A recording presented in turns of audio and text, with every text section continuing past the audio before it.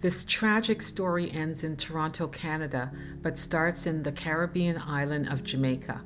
For the past few decades, Canada has been a popular destination for Jamaican immigrants, and Toronto has historically been the number one city in Canada in which the majority of newly arrived Jamaicans settle. Because of Canada's reputation as a safe and prosperous nation with an excellent educational system and cultural diversity, Opal Austin made the decision to send two of her children, Melonie and Dwayne Biddersingh, to live with their father in Toronto.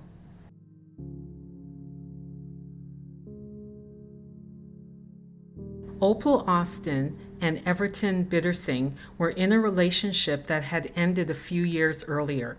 After having two children together, the two eventually separated, and Everton moved to Toronto, Canada in 1978. He subsequently married a woman named Elaine, and they settled in the city's Parkdale neighborhood. While Everton started a new life in Canada, Opal was struggling to make ends meet in her hometown of Kingston, Jamaica. She was living in abject poverty, a single mother with 7 children. None of the fathers of her children helped her financially, but she did her best to raise her children and provide for them. After having settled in Canada, now married to Elaine and with children of their own, Everton contacted Opal and offered to take care of Melanie and Duane in Canada. Opal consulted with friends and family who assured her that if the children moved to Canada, they would be able to go to excellent schools and find well-paying jobs, something that would elude them if they continued to live in poverty in Jamaica. It was also decided that Biddersingh's son, Cleon, a child from another relationship, would join Melanie and Duane when they moved from Jamaica to Canada. On January 25, 1991, Melanie, 13, Duane, 12, and their half-brother Cleon, 16, left Jamaica and arrived in Toronto to live with their father, Everton Biddersingh, and his wife, Elaine. For the children, this was a new beginning. Cleon would later recall how excited he and his siblings were with the thought of living in Canada. Moving to Canada was a dream come true, and Melanie was particularly excited. She was looking forward to attending school in Canada and wanted to become a nurse.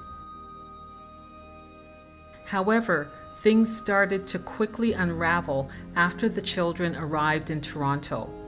Although their mother struggled to take care of them in Jamaica, Melanie and Duane had a close family unit and support. In Canada, they soon discovered that they had neither. Their father and his wife welcomed them by taking away any freedom that they had and isolated them from the rest of the world. Their sibling, Cleon, also came to the realization that his life in Canada would not turn out the way he had hoped. Everton and Elaine Biddersingh had 2 children of their own, and Elaine was pregnant with her 3rd child when Melanie, Duane, and Cleon came to live with them. Not much information is available regarding Elaine and Everton's other children, but it would be revealed later that their children would be treated much differently than the newly arrived children from Jamaica. Melanie, Cleon, and Duane began to experience a life of living hell while living with Everton and Elaine Biddersingh. They were not allowed to go to school, and no efforts were made for them to receive any type of formal education. The fact that they were not enrolled in school would play a huge part in events that would occur later. Cleon stated many years later that they were treated like domestic servants, slaves, and were beaten regularly and often received no food. His sister Melanie began to lose so much weight that her bones were visible. It was also alleged that Everton Biddersingh forced his son Cleon to sell drugs.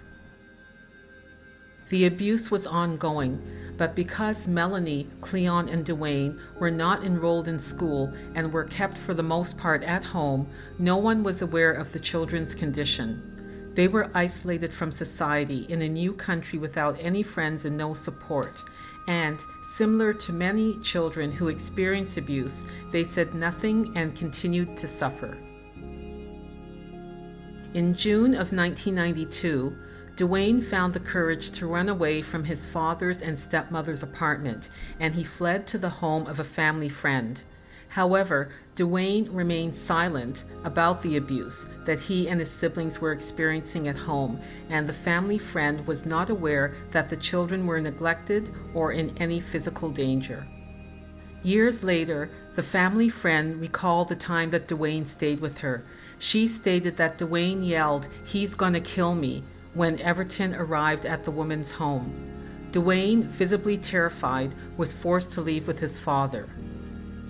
On June 15, 1992, just a few hours after Duane ran away from home, the police were called to an apartment complex in the Parkdale area of Toronto. There they found the body of a young teenage boy who had reportedly fallen from the 22nd floor of a building. The teenager was identified as Dwayne Biddersingh. The family was questioned about Duane's death to determine if there was any foul play involved. They described the events leading up to Duane's death and informed the police that Duane stepped onto the railing of the balcony and then jumped to his death. Everton Biddersingh then stated that Duane had threatened to kill himself in the past.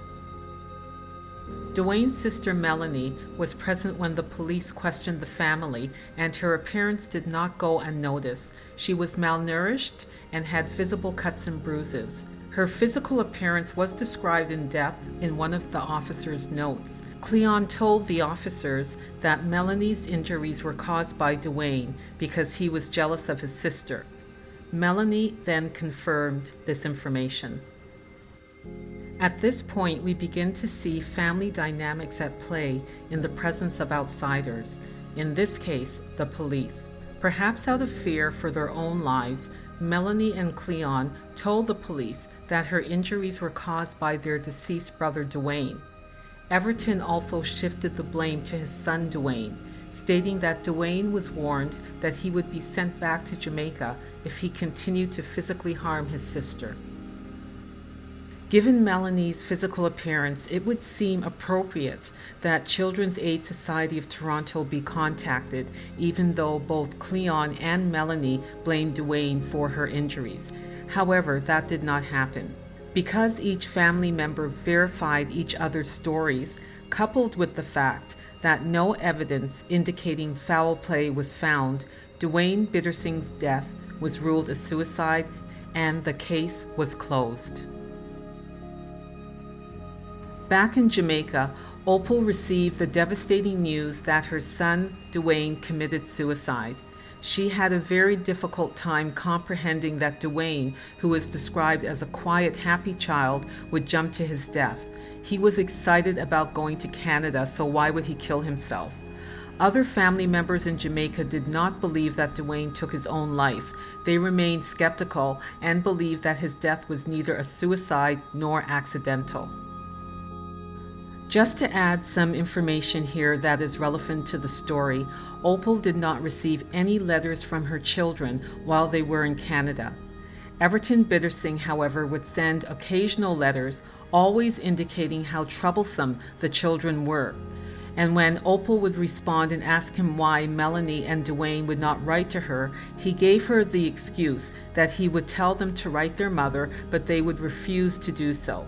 Eventually, however, Everton stopped writing and Opal would lose all contact with the family. Following the death of her son Duane, Opal became increasingly worried about Melanie. She wanted Melanie to return to Jamaica. She went to the Ministry of Foreign Affairs and Foreign Trade in Kingston, Jamaica, to tell them about her concerns. She eventually received an official letter from the ministry stating that Melanie was happy and doing well in Canada, and she was going to school.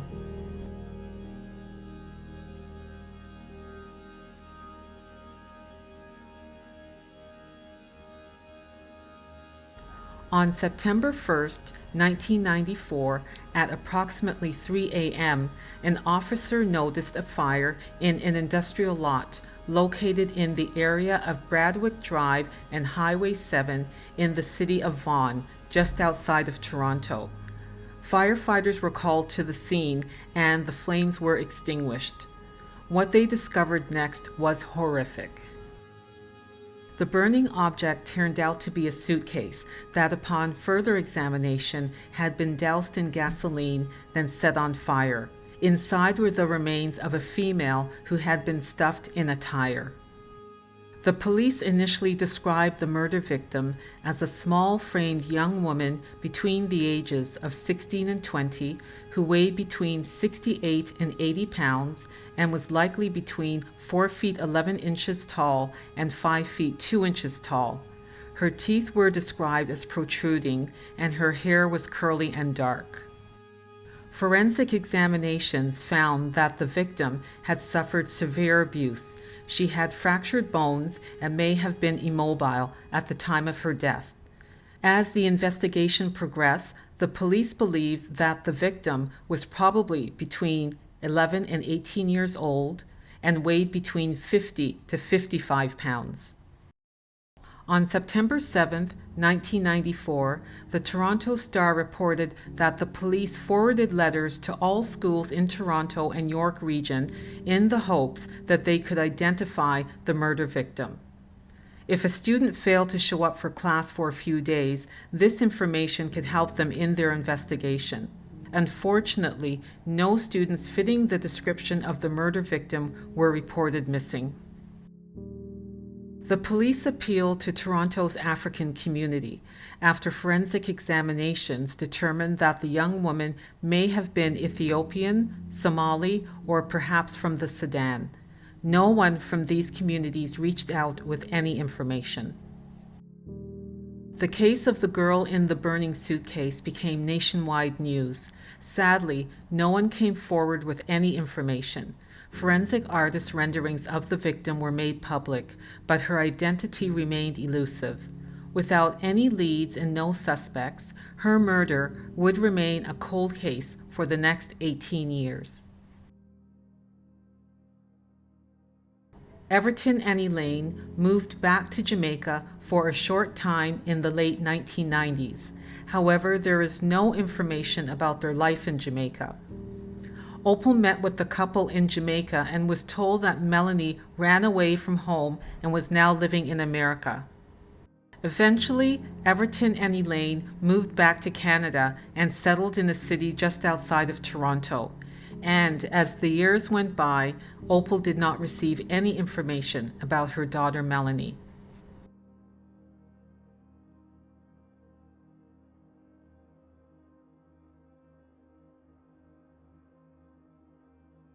On November 25, 2011, in a Pentecostal church in St. Catharines, Ontario, Canada, a church parishioner approached her pastor. She desperately needed to talk to him but would only do so privately.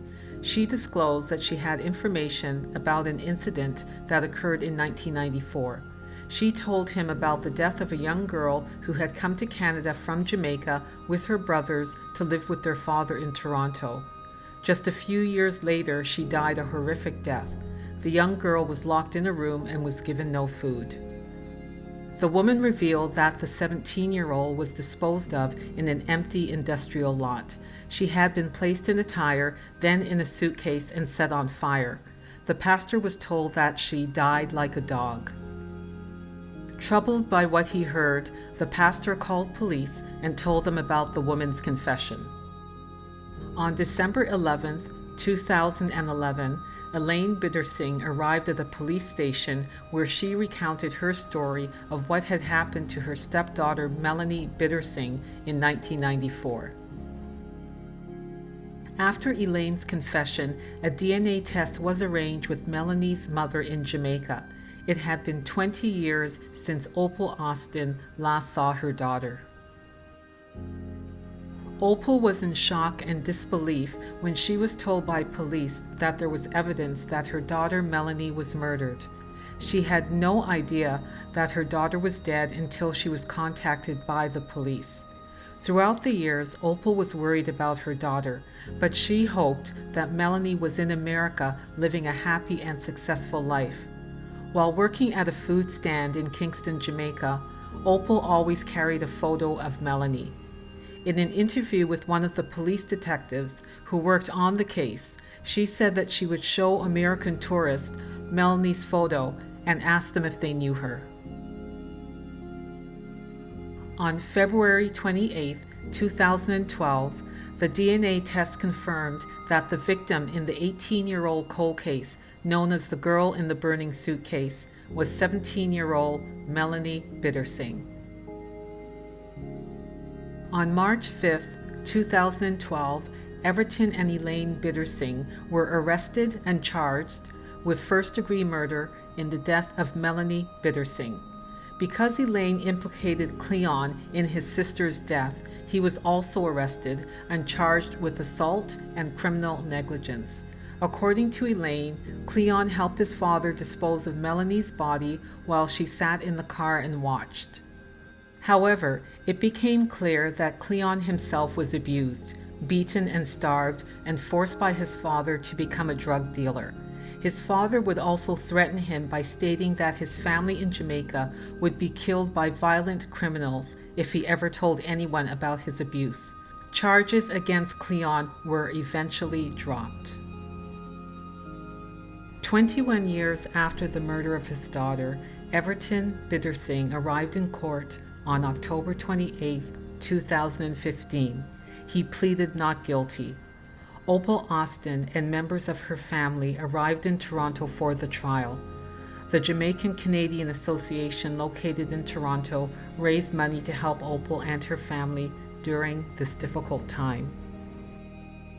At the trial, the court was told about the disturbing circumstances surrounding Melanie's death, the physical abuse, starvation, the fact that she had to bathe herself on the balcony and was not allowed to use the toilet, along with 21 healing fractures caused by blunt force trauma. A pepper was found in Melanie's private parts. Cleon's recollection of his sister's life was extremely upsetting. Testifying against his father, Cleon, now 41 years old, told the court that his father would sometimes instruct him to hit his sister and would tell him to chain her to a wall. For punishment, their father would forcefully push her head into the toilet. In fact, possible drowning was believed to have contributed to her death. Cleon was very emotional and cried while on the stand.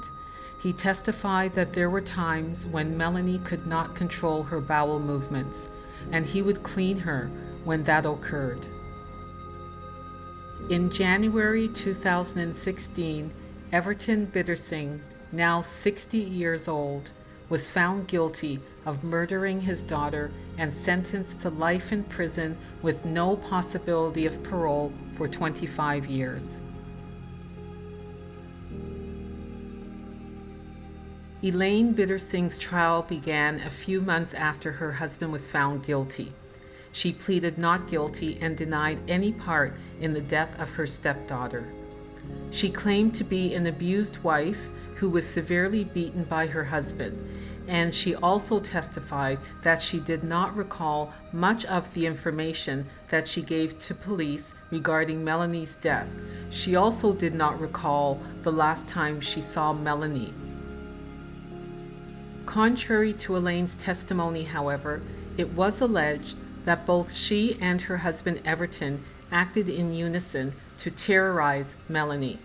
The Crown argued that Elaine, along with her husband, abused Melanie, and rather than stop the abuse, she made sure that it continued.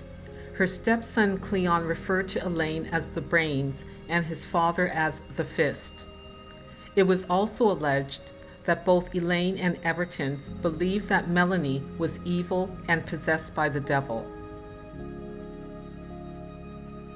When Elaine Biddersingh was found guilty of second-degree murder in June 2016, she yelled out in the courtroom that the Crown attorneys were witches and bitches. Elaine Biddersingh was sentenced to life imprisonment with no chance of parole for 16 years.